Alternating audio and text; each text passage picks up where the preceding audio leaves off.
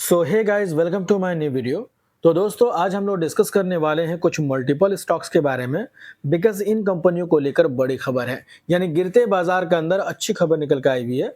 तो बिना स्किप के जरूर देखें। और दोस्तों, अगर आप चैनल में नए हैं तो चैनल को सब्सक्राइब कर दें, बेल आइकन को प्रेस कर दें, ताकि इसी तरीके से इंपॉर्टेंट नोटिफिकेशन सबसे पहले आपको मिलते रहेंगे। चलिए शुरुआत कर लेते हैं।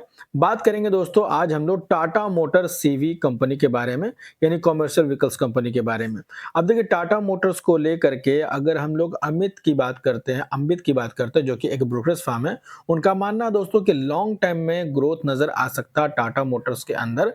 और उसके पीछे का कई सारे रीजंस बताएं, जैसे कि आप देखो मार्केट लीडरशिप, ऑपरेटिंग लिवरेज, इसके अलावा global expansion, strong revenue, EBITDA trends. तो ये सारी चीजें इसके अंदर देखने को मिल रही है। और यही वजह है कि इस कंपनी का अंदर बताया गया लॉन्ग टाइम की बात करें तो लॉन्ग टाइम में एक पोटेंशियल एंड मोमेंटम देखने को मिल सकता है एज पर ब्रोकरेज फर्म, जिसकी सारी डिटेल्स यहाँ पे दी गई है। आप चाहें तो इसको अच्छे से स्टडी कर सकते हैं। और आपको क्या लगता है टाटा मोटर सीवी कंपनी के बारे में, कमेंट करके जरूर बताएं।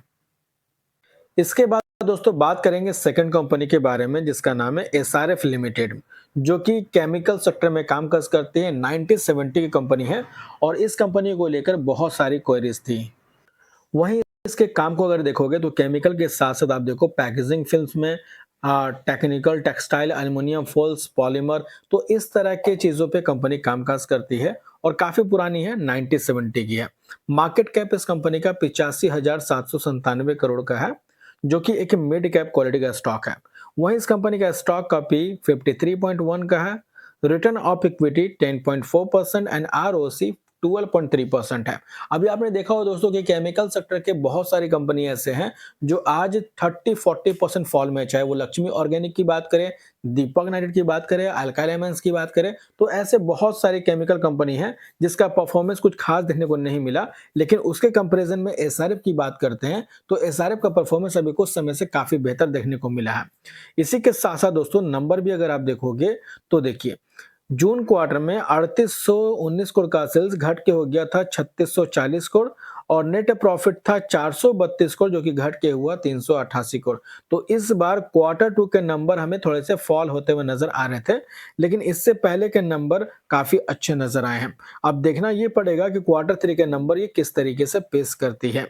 इसी के साथ साथ दोस्तों बैलेंस शीट के अंदर भी काफी कुछ चेंज हुआ था। सबसे पहला, अगर इस कंपनी के ऊपर कर्ज अगर देखोगे तो मार्च 2024 में 5031 करोड़ का कर्ज था, जो कि घट के होता है 4700 करोड़, और सितंबर 2025 में घट के हो गया 4600 करोड़। तो पिछले 2 क्वार्टर से लगातार वो अपने डेट को रिड्यूस करते हुए नजर आ रही है।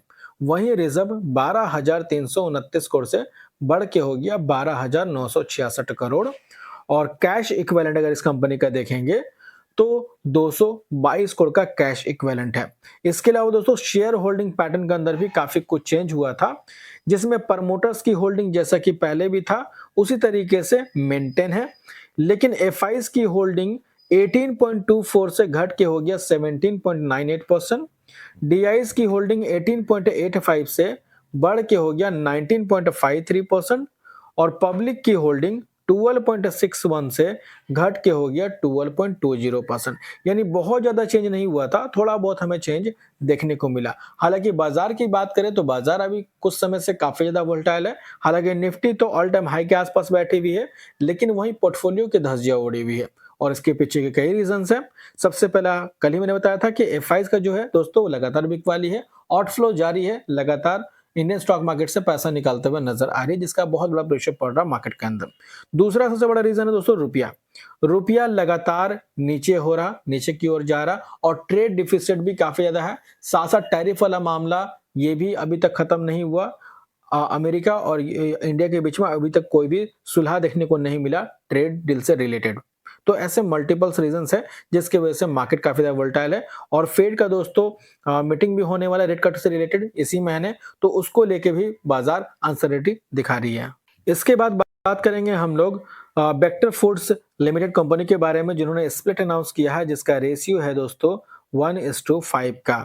यानी कि अगर आप एक कंपनी को होल्ड करते हैं बेक्टर फूड्स के, तो बदले में 5 शेयर मिलेंगे स्प्लिट के रूप में, जिसका रिकॉर्ड डेट अनाउंस कर दिया गया है देखिए रिकॉर्ड डेट इनका है 12 दिसंबर 2025 का, स्प्लिट का रेशियो है 1:5 का। तो अगर आप इस कंपनी के शेयर होल्डर है तो 12 दिसंबर का डेट आपके लिए काफी इंपॉर्टेंट है, और अगर आप इस कंपनी के शेयर होल्डर नहीं है तो आप इसको इग्नोर करके भी चल सकते हैं। वहीं बात करेंगे हम लोग पॉलीकैब इंडिया लिमिटेड कंपनी के बारे में। अब देखिए पॉलीकैब के बिजनेस के बारे में अगर समझना है दोस्तों, पॉलीकैब का बिजनेस अगर आप देखोगे तो ये एक लीडिंग मैन्युफैक्चरिंग कंपनी है केबल्स एंड वायर से रिलेटेड, और इसके अलावा भी कई सारे प्रोडक्ट बनाती है जो कि रेगुलर डिमांड में रहते हैं, जैसे कि फैंस की बात करें, स्विचेस हैं, switch gears, LED lights, luminaires, solar inverters and pumps. अब देखिए घर लगातार बनता हुआ नजर आ रहा, यानी इंफ्रास्ट्रक्चर देखोगे तेजी से बढ़ रहे, हर किसी का सपना होता है एक नए घर का, राइट। और जब घर बनेगा तो ऑब्वियस सी बात है कि वहां पे फैंस भी यूज होंगे, स्विचेस भी लगेंगे, लाइट्स भी लगेंगे, इन्वर्टर्स भी लगेंगे, पंप्स भी लगेंगे। तो ऐसे सारी चीजें यूज होते हैं, और सबसे बड़ी बात है कि वायर्स लगेंगे, राइट। और ये कंपनी एक तरह से आप देखो डिमांडेड चीज पे काम कर रही है। अब बात करते हैं फंडामेंटल्स की, तो इनका मैक्सिमम रेवेन्यू जनरेट होता है वायर एंड केबल यानी WNC से 84% का, जो कि अभी बढ़ के हो चुका है 89%। एंड नंबर अगर देखोगे तो कोई भी कंपनी जो परफॉर्म करती है दोस्तों, वो अपने सेल्स एंड प्रॉफिट के बेसिस पे करती है। तो सेल्स एंड प्रॉफिट अगर आप देखोगे तो जून क्वार्टर के मुकाबले सितंबर क्वार्टर के नंबर काफी अच्छे रहे। नेट प्रॉफिट भी 600 करोड़ से बढ़ के हो गया 693 करोड़ का। और सबसे बड़ी बात यह है कि मेजॉरिटी ऑफ स्टेक जो है वो प्रमोटर्स होल्ड करती है, जो कि 61% से ज्यादा है। और बड़ी बात है ये है कि एफआईज जो कि लगातार इंडियन मार्केट से बिकवाली कर रही है, वही एफआई दोस्तों यहाँ पे खरीदारी करते हुए नजर आई। 11.45 से बढ़ के स्टेक हो गया इनका 13.96%, यानी पहले के मुकाबले अपने स्टेक को इंक्रीज किया। और डीआईज की होल्डिंग भी थोड़ी सी इंक्रीज हुई है।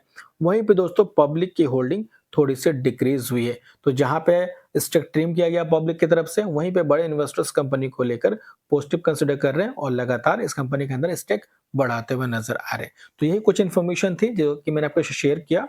होप करता हूं इन्फॉर्मेशन आपको अच्छी लगी हो, और अगर अच्छी लगी हो तो इसे लाइक जरूर करना, और कल के अपडेट के लिए चैनल को सब्सक्राइब जरूर कर लेना, ताकि इसी तरीके से इंपॉर्टेंट नोटिफिकेशन सबसे पहले आपको मिलते रहेंगे। तो मिलते हैं नेक्स्ट वीडियो में, तब तक के लिए बाय बाय।